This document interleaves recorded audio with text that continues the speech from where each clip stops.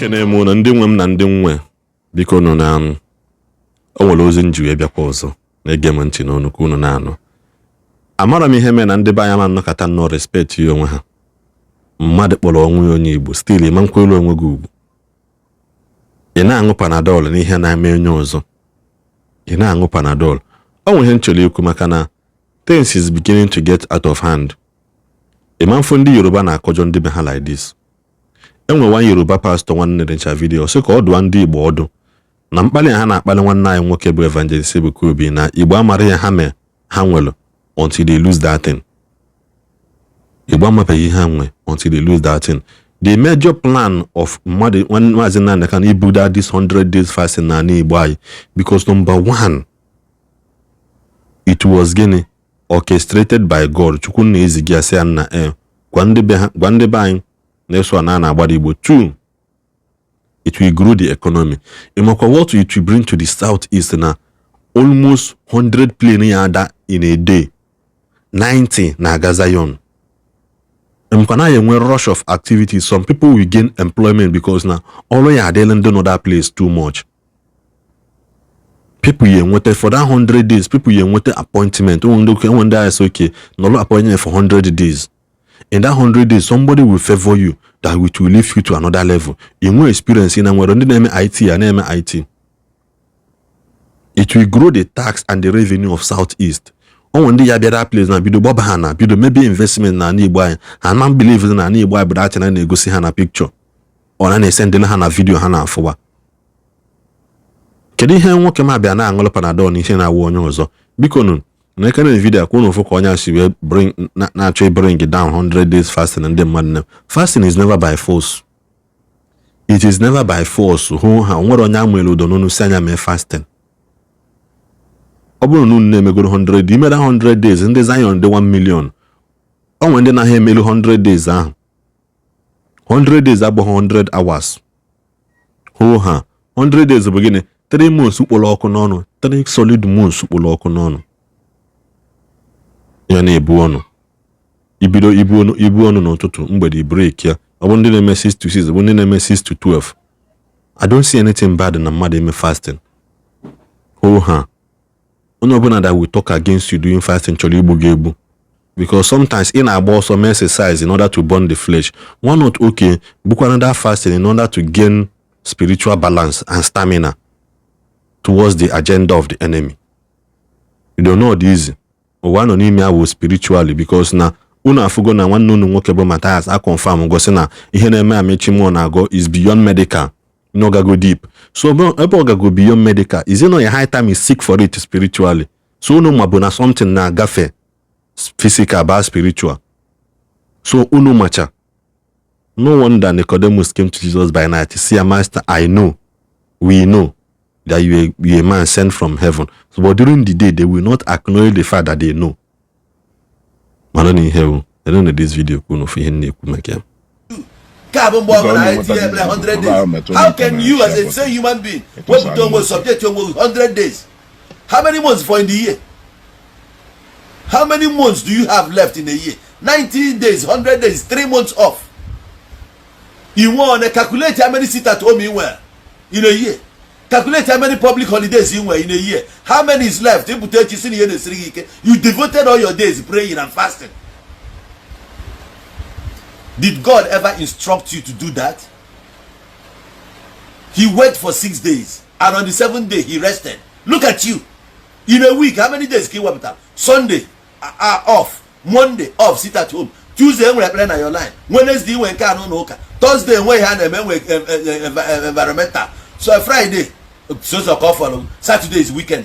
How many days can why when we seek and you are relying on God? Then somebody who is there abroad working himself up. Can I rely on their water? Opposite or water? You can't boy a John man. What is church? That every day we talk about church. Church in the Maya soap. Church in the water. If not even able to division in Igbo Land. Believe or just shower them. Something now brought part of us. We are only forcing to be there. Since you don't believe, you look at the life. People now frustrated people. The people you find outside are just living their normal life. Somebody can walk into a bar, goli for cholie, simbulobia, zuike, ngolea, nanya mumanya kangwa, wetram tokia, kangye, wetram asu, tobolu masu, biasa biadona, never, now, biapano mena, or they at easy,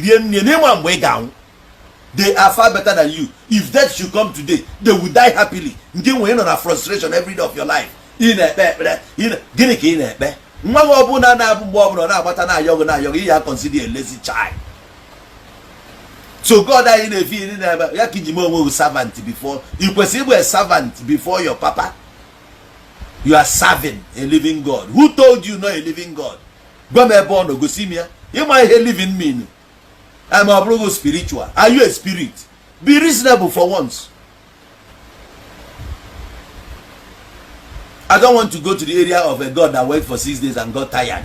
I wonder what kind of God that gets tired by speaking. Let there be this, let there be that. That is not why I'm here. But you as a human being, why don't you act like a human you are? You're only concerned about spiritual because they told you that the spiritual control the physical. Oh, really? So your father is now a spirit. Is he still controlling you? Where is your mother's influence upon you and that of your ancestors? Because these are the people who are closer to you than any other human being. The spirit controls. How are they controlling you? Are you listening to them? Even somebody somewhere is making you believe that those are the ones who are against your progress. And you believe it. How can they be against your progress? But they left you here so that you can continue with their name. Okay. Ono Igbo. Hapu mkpuru mmiri na mkpuru mmiri ajoka. Hapu mkpuru mmiri. Hapu SK. Hapu Igbo. Nifeni na ajoka. It is not good for your body. Ono eme ngulo wanya cha anya. Anya ga amacha pure red. Emapota ni ihu akwụkwọ. Ena akosase no. Because if na akosase. Of all the weekly activities outline so obosia hunya dedicated to God yeah with inweka program with achọdụ m ije nke ahụ achọdụ m ije ebe ahụ because iji aka outline no ife niile do from ife niile outline oketa also sit at home with the capable of it take it the whole day na is not even the whole days because people are beginning to do their businesses you got to go also afia with emepe. You only have problem with Oka and the Madanaga. We can understand. You even went as far as referring to the joker as frustrated people. Look at you are frustrated. Look at Ngo are frustrated. One do nene joker ekama. But good mumma do nene joker ekama. It's a no how waste short time ha. He depends on the nobodo you when any handsome on the nobodo you. Actual major on the nobodo you. Eh? Onwere ike ọwụrụ ngụ nwa na-eme idepend on ndị n'obodo oyibo ka ọ ghara ịkọba ife na akọkọcha ndị n'obodo oyibo nye ego kedu ndị dependere on ndị n'obodo oyibo. Our people here are hard working people. Jee na Nkwọ Nnewi today shop niile nọ na Nkwọ Nnewi before 11 shop niile nọ na Nkwọ Nnewi emepe na with exception of none. Onweghị nke anyị egwu oge oles nọ nke mmadụ anọghọ na jee na arịarịa market Aba shop niile do na arịarịa ya emepe go unless no nke mmadụ anọghọ na o nke eji wee mee parking shop. Jee na trade fair auto pass shop niile do na trade fair ya emepe na almost shop niile do na street ya emepe na one ka ịfụda n'alụ mmadụ nọ na emehụ mmepe. Our people are hard-working people. They work hard. Onwezi onye nwanne n'obodo oyibo na-eme ọfụma yolo nwanne if ichi inye ịchọghị inye hapụwa. Our people are working fine and they are working hard and healthy. In case if you don't know, who are frustrated people? Mmadụ one na-eje ụka ka ngwa wo n'owu ka mma. Abịa na Ọkịja bụ ụnụ iso n'one. Abịa na Ọkịja bụ ụnụ achọrọ m ịma iso n'one. Billboard ụbọchị a nwanne nya aka 3 days ago ka Billboard je supervise building project ọ na-alụ na ebe ha. Billboard ka Billboard mma ka enwe enjoyment because eso na ihe je na ba gwa ha tọworo azụ gwa ha mere gị ife ndị niile ahụ na-eje ụka a lot of ndị niile ahụ na-eje ụka na-ejekwa enjoy onwe ha. The only one asabịa sukele ana ebe a ka inwe problem because na immorality unu chọkụ unu immorality see Igbo openly ebe niile without anybody condemn, without anybody criticize. Ka iburu nwaanyị na-agbagharị ebe niile ebe sọrọ yipu ya akwa, ebe sọrọ yipu ya akwa dị na-eye all those immorality we were na church principle against it. So say we be with problem. Obro ni je to wazo je meva e ka ha yi enwe enjoyment ya. E ka ha yi enwe enjoyment ya. Irukwa no ebe Obi Kubana no church na obabe ha. Obi Kubana na operate a night club. Obi Kubana nwelu bitter drink on alubu alcohol. Akuzion, who a strong Zion member. Akuzion wunya nwe zero bitter.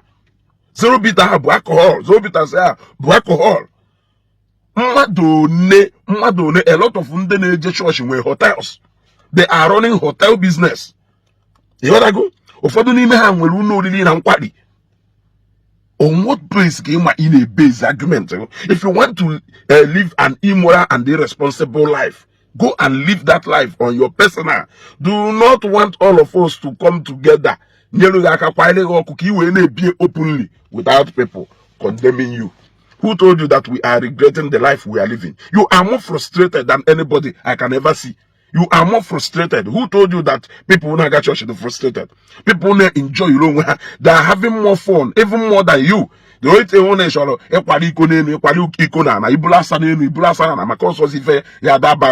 Apple no we living very irresponsible lifestyle. Ono gane si Igbo in the dark. Ya putanata ni lobia si Igbo na mkpuru mmiri a. You don't want any atom of good moral in our society. Kunu we nwike puta we na malu ebe niile melalu nenu melalu nana. So now we feature it can never happen. That is good news for you. It can never happen, my brother. It can never happen. Eh? Who told you? People who are going to Madu neke kamwa. Madu neke kamwa. Madu neke kamwa. Eh? Madu neke kamwa. They are enjoying. They are having fun. Eh? Our people are working very hard. It's in a church in that division. Create church in that division. Obolo ignorant people like you, but at division nime community nime our nime bodai today. And I know yeah, because no one fail that I don't have the right to go and worship God. She won't I can worship that she won't Can you worship your ancestors out? For the name of ancestors on balance. Ancestors on Burmado boss ocho. Yes, ancestors on Uchapro family boss ocho. Ancestors who buako baranaka. Yes. Okwefi ụfọdụ n'ime unu na-eme ka sachata, ụfọdụ ebugo mmadụ, ụfọdụ gburu mmadụ wee mee so many things, ụfọdụ mere arụ niile dị iche iche, ụfọdụ ụkpalụ nsị inwe echi niile eto na otu ancestors mmadụ ewolukonu maka arụ bịa na-anụsa mmadụ ọgụ. Debe ahụ nọ na-azụta right, ọ na-azụta justice for ancestors ya. Ụfọdụ ndị ancestors, I use the word ụfọdụ kpara alụ kpaa nsị mee ife niile. Wulugo da jom mmadụ n'ụwa before ha wee nwụọ. Onye nwa jom mmadụ n'ụwa anwụzie epụtazie na ana mmụọ si na atụrụ ya mmanya ka ọ pụta ka o wee bịa kpamkpamkpa nke ọkpafọ n'ụwa n'ime ndụ. Ọkwa ife ịchọrọ melu na onwu na ebele. Worship what you want to worship. Worship we Chineke amelu isi na anya duga etu a. Worship we your ancestor and ndị egede na ndị mbụ amelu isi na anya duga etu a. Many of you people who preach about Omenala buzi eziokwu Omenala. Afubo do many reflection in your lives. Yeah, encourage him. Now worship wezi for na worship. No, ye mema don karo. Yes, afubo only few of you. God do bless me. You could see their history. Look at the history. When you see their history, you will see where they started before they deviated away. You are from a town, Ebe, Enwelu, more shrines. More shrines. So he believe you know too much. He believe you know kobu too much. He believe you know kobu too much. I want to give you a news. If I he believe you my God can do it for me, and He has been doing it for me. Hapo maka Jesus ya nwonyosha ya. Aye like it. Oburu ni ife ni ne nwonyosha wotaro wodo mma. May it be a good life today. Jesus cannot be an exception. That is the news I want to give you. No Igbo. Oburu ni ife niile Jesus wotalo, ndosha wotala na Nigeria and Africa here. Ni ne use ne enjoy here. Wori ne be a good life. One day, happily Jesus, yeah, it cannot be an exception. We will also take it. Nya we can of if how what ala ayafia. Yes, ebe when ulu ana emo go. Je worship when they get and them boga. We don't need it. We don't need it. We have been in peace. Church and Omenala has been coexisting until people like you. Nda show hebu dodo. Ndo kumoko, ndo shongonoko. Unubulu bata. In a ye legitimize alo immorality, immoral lifestyle. Come as we become coffee me bagari we benine. Ka discipline pony moments. It can never work. It can never work. It can never work. Tag no Igbo. Now this video. Anything call for this video. That deceit is over. The more unu na-ekwu, the more anyị ga na-ekwu. Unu na-ekwu, anyị a na-ekwu. Onye marụzi aka do ya mma, ofi n'isi. Ịghọtago? Mana onye lafuru onwe, ya sị na mmadụ lafuru ya. Because the handwriting is clear on the wall. That one.